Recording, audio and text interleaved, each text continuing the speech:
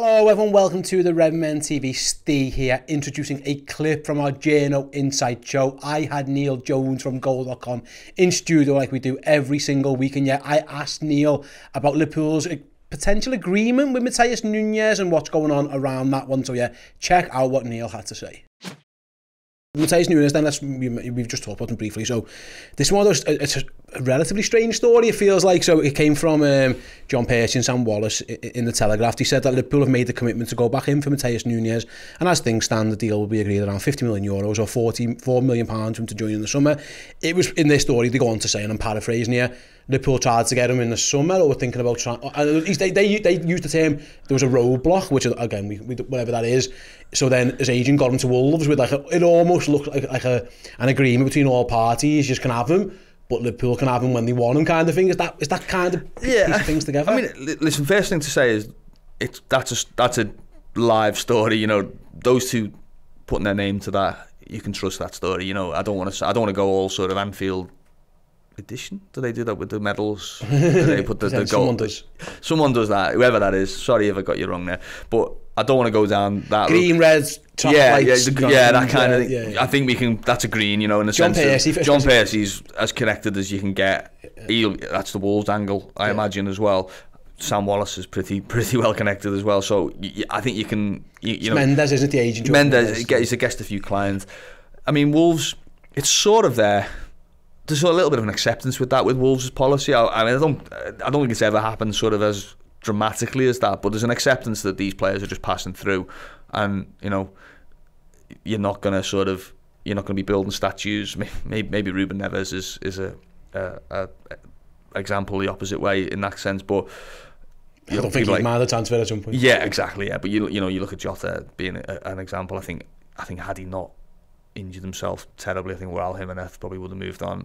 At that point, you know, there's others that maybe haven't even sort of they're not fresh in the mind. Neto was on the move. Another player who's had, you know, and I wouldn't be surprised at all if he does move. I think Eight Nori's another one who I mean, I think he's a really good player, but I think he's another one that'll be primed for a move if he carries on developing. So they sort of accept that, you know, if you're going to get players dropped on you as they do, you know, your job is sort of to just make them as good as they can for the time being, and then wave them goodbye and get the next wave in. Hey guys, sorry to interrupt. We'll get back to that in a moment. Just a quick heads up on this week's Last Fan Standing show. The link is in the description below if you want to go and check it out once you've finished watching me and Neil with our fire content. You can go over to join Paul and the guys with their content. So yeah, here's a clip from that very show. Here's the thing, Erling Haaland is just a huge bore. Darwin Núñez is so much fun. He's so much fun, and the best thing about him is he started to score goals. He's managed to get up to 1 and 2, which again, when he's suffering from Haalanditis of like, well, there's these two guys, and they're compared side to side, the two best teams in the country, buying strikers. No, 100%. Yeah. Look, he gets lumped into the bracket, and maybe we fed into this a little bit in the Community Shield when he scored and gets his name chanted and Haaland misses a sitter, and everyone had a good little chuckle at that. But it kind of sparked, the snapback in terms of public reaction after that. Haaland just started scoring goals. Nunes started headbutting players for no reason, and getting suspensions and all that kind of stuff. But he's wild, mate. Absolutely wild.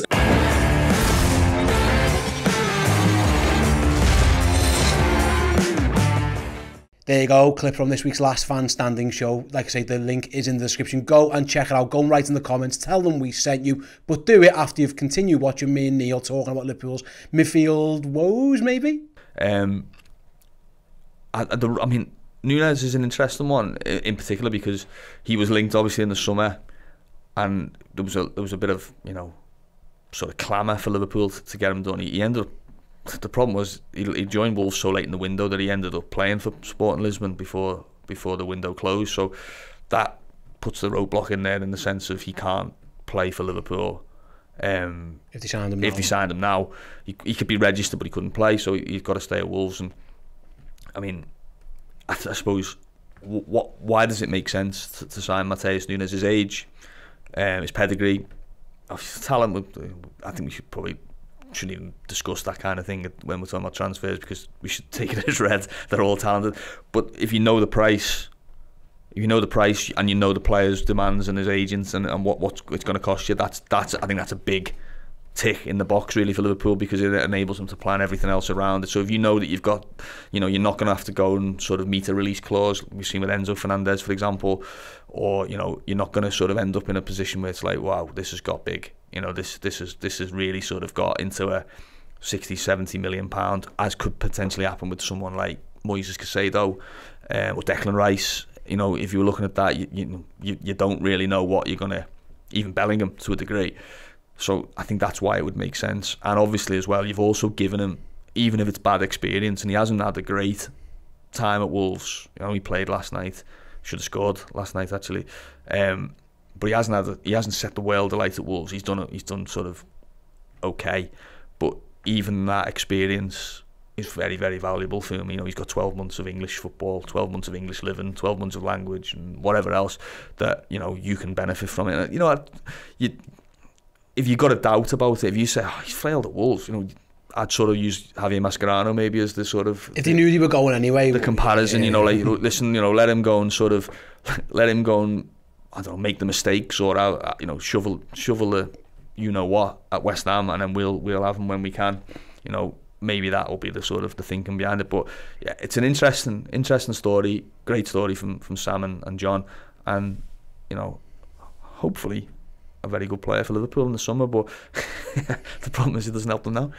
No, that's the thing. We've always... He get a good reception Saturday anyway, won't he? Yeah, you'd have thought. Remember when Alisson turned up for that friendly with Brazil and Croatia? And I remember Virgil playing when it was sort of clear, wasn't it? It was like, I remember. I took my son to that game. He was like, why are we all clapping Brazil's goal? He was like, it's probably going to be our goal in a few weeks. I remember that. On this Nunes thing, we've always, I think the general acceptance has been Bellingham, or who they won Bellingham, we know that. Bellingham, a mid-tierish signing in terms of transfer fees, which £44 million kind of is these days. It used to be our record sign, it's not now. It gets you the squad player essentially, and then maybe, like you said, the opportunistic, the free sign, or the little whatever, or the project player like Bajcetic coming through. So it all adds up. But like I said, going back to it, that's the summer. The summer's the summer. Like Liverpool. Do the plans change if they're not in Champions League?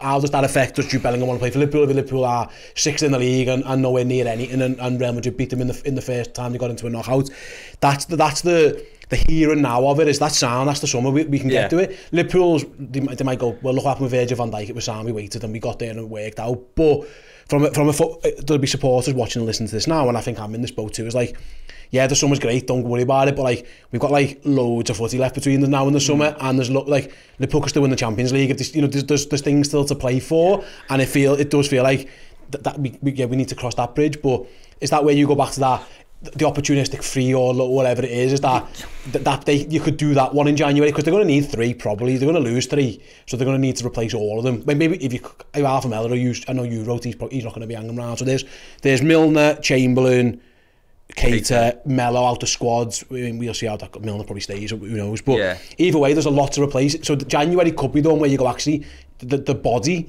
and I mean that sounds very disrespectful to whoever it is comes in, the squad player, and then the other 2 come in the summer. It might I don't think it would have anyone jumping for joy per se, but that might be the route we're heading towards. Yeah, it could be, or I mean it could be, and it won't go down well, but it could be the one where you sort of look and go, well, do you know what, no one's injured at the moment really in midfield.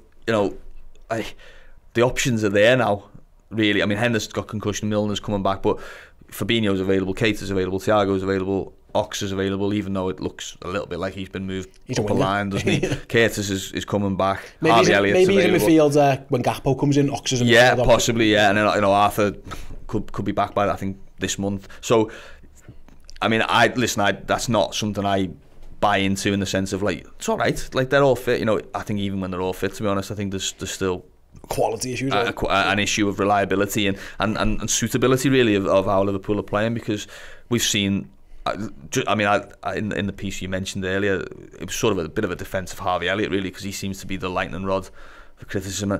I sort of said this week, I said on a show that it's almost the worst thing you can be at the moment is available. you know, the way Liverpool is, because people are sick of you. You know, people like Milner's had it for years, really, where it's like, oh, Milner again. Somebody's available. You know, he's playing because others are injured. Harvey Elliott's played every game this season, or featured in every game this season, 26 games, because he's been available. And you know, now it's like, we're sick of him now. You know, because he's small, and it's but they haven't had the opportunity to sort of often enough to play their best players. And even when they have, some of the best players haven't been playing particularly well either. You know, I thought, you know, Fabinho's had a real struggle this season. Jordan Henderson had an absolute nightmare against Leicester. I thought Thiago had an absolute nightmare against Villa. So it's not like, you know, Van Dijk and Brentford. Yeah, Van Dijk. You know, I thought Salah was dreadful at Brentford. You know, so there's these issues are sort of that they're always there, really, and it doesn't matter. It almost doesn't matter who plays in midfield. There's something wrong somewhere in the team, and you know, there's a finger being pointed. But the point I made really is sort of just how unsuitable Liverpool, or how lacking in certainty Liverpool look in the way that they're playing. You know, they almost don't have a sort of the fallback of just, you know what, we're not playing well here today, but God, we're going to be hard to play against. They actually look pretty easy to play against, you know. Yeah. And if you think back to that first sort of hour at Fulham on the first weekend of the season, and that's sort of been the blueprint for teams, hasn't it? You know, get right into them, get amongst them, put them on the backside, you know, in the midfield, counter attack on them, and they can't run, and they can't, you know, you know, you can bully them a little bit, and you can you'll get chances in the game. And every team that's played against Liverpool, really, with the exception of Bournemouth, you know, they've had chances against them, and there's been moments where you've thought, oh God, that was a big save, or that, you know, I'm glad he didn't control that one, or, you know, that was if he'd played the ball right there, they were in. So that, it's so consistent, isn't it? And you look at, you know, again, there's a lot of half empty, half full sort of conundrums in it. I've got, you know, if you want a half full, all the games that they've lost this season, at some point they've been right in the game, and you've thought, go and win it. Forest, you know, Leeds 1-1, Arsenal get back twice to 2-2. Manchester United, you know, they were 2-1, and if they'd have scored earlier in the game, you'd have thought actually United were weak there. You know, maybe, all right, Napoli, we'll take Napoli out of the equation as well.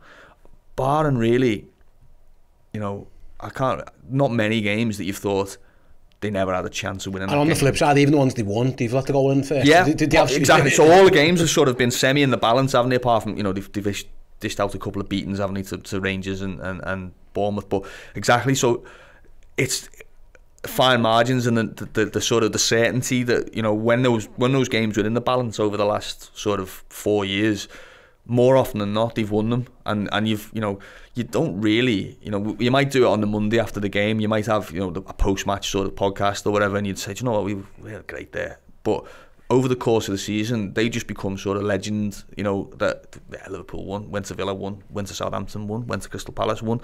Now it's like, they might lose this, you know, even at home sometime, you know, even a 2-1 against Leicester on Friday, I wouldn't have been surprised at all if Leicester had equalised. In the past, I would have been saying that's not going to happen. And even if they do, Liverpool will probably get a third. You know, I remember the Leeds defeat. I think Jürgen said, I think he said even at 1-1, it felt like the crowd thought there was a twist coming at the wrong end, and it did. And that just hasn't been the case for a long time. So it is worrying that's, you know, Liverpool are now mere mortals as opposed to this sort of super team that, you know.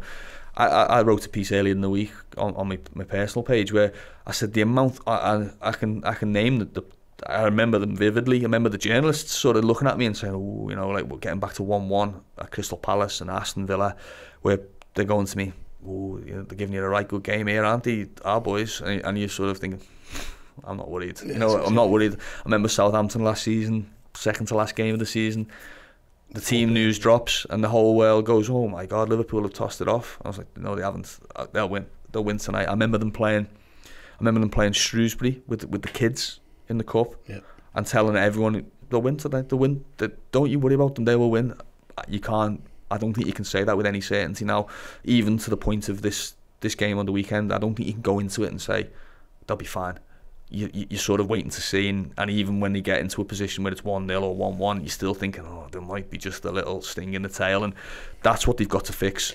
More than as much as the personnel, they've got to fix the way that they're playing and the sort of the control and the certainty that they're playing with. That is sort of priority number one. Maybe it is personnel that will help fix that, but first and foremost, start playing. I was about to say there's no one sign. I mean, one sign it can just transform your team, but there isn't really, I don't think, given what we've been saying, like the opportunistic or the whatever sign. I can't think of anyone who's just going to wander in and just make that all better. It's on everyone to do it. Yeah, it is. I mean, I suppose as well, the fact that it's the midfield makes it hard. You know, listen, Virgil van Dijk can do that, can't he? Because you're not dominant enough defensively, and you're not winning your headers, and you sort of got no leader and voice back there. And Virgil van Dijk comes in and he's that. Yeah, okay. Luis Diaz, yeah, you bring in a player who's right in form and is direct and plays, is a match winner. Yeah, of course, that does it. Maybe Gakpo might prove to be it. And listen, another thing that I think does get lost in amongst all the analysis, including by people like me, is just the difference it makes scoring the first goal in a game, and maybe Gakpo becomes that man. The Jota kind of sign. How many times did Jota last season? You might start the game and be like, oh God, Burnley having a good go here, 1-0 Jota, and the game just changes completely. Villa, you look at that, get the first goal, makes such a difference, doesn't it? Even that means that even when Villa have their spell, you still head of the game. If Liverpool score first at Brentford, I think probably they go on and win the game. You'd hope they would. Maybe Gakpo becomes that player that just, the first chance that comes in the game, it gets taken, and Liverpool just feel a little bit more secure. I mean, that seems to be his strength. Whatever, what I've seen of him, but what I've spoken to people about, I spoke to his personal coach, and I said, what's the first thing that you say you don't need to touch? And he said his finishing is fine. His finishing or his last action is just, that's fine. That's all taken care of. What they've worked on is everything around that in terms of positional play, where to be on the pitch, understanding, awareness. So, we're talking about one player might not be able to transform this team. Maybe he can make a big difference. I mean, he's going to need to.